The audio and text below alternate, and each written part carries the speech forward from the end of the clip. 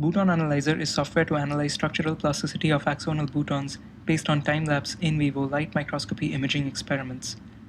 In this video, I will show how to optimize traces and save axon intensity profiles using one of the BoutonAnalyzer graphical user interfaces. Here I have an active MATLAB session. Let's get started by launching BoutonAnalyzer from the command line. I will work with sample data that is provided with the software. Clicking on the Optimize Trace and Generate Profile button opens up the data selection dialog box. The animal, imaging session, image stack, channel, and axon identifiers are used to load an axon trace, associated image stacks, and previously created profiles if present. Messages in the MATLAB command window indicate the full path of files that were found and loaded, along with warnings for missing files. In this case, there was no previously saved profile, which is okay since we are going to create one for this axon using the interface. Let me quickly show the main parts of this interface. There are the three axes which show the XY, YZ, and ZX projections of the image stack. The initial trace is shown on all projections with red colored lines. I can click on any axis and use the mouse scroll button to zoom in and out.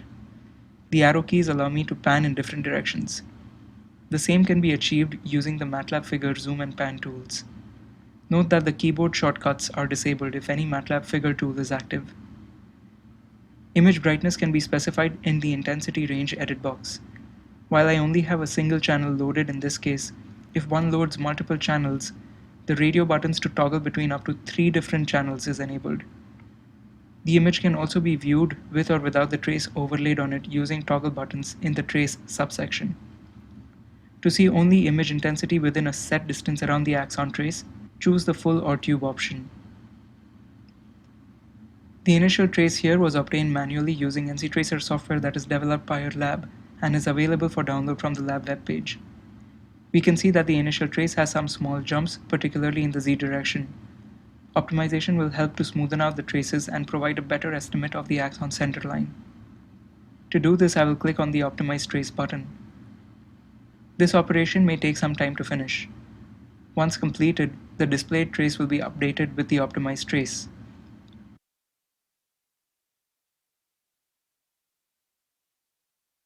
The optimized trace is shown here in green. The difference between the initial and optimized traces is clearly seen by switching the displayed trace at the same location using the toggle buttons. Optimization parameters can be changed in the parameter file, which can be accessed by clicking on the Settings menu and choosing the Open Parameter File option. The initial trace can be re-optimized with the newly set parameters if required. You may save the resulting optimized trace and intensity profiles in a single file saved under the path for profiles set in the main BoutonAnalyzer window. At this point, you may choose to load another axon or quit the program.